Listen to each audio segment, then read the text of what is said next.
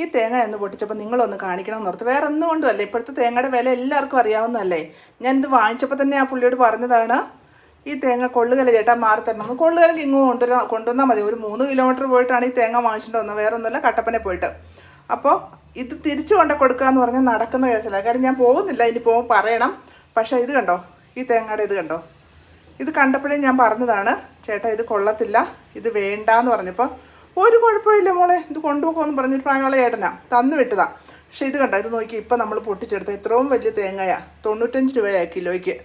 കണ്ടോ, ഒരു കാശിന് കൊള്ളത്തില്ല.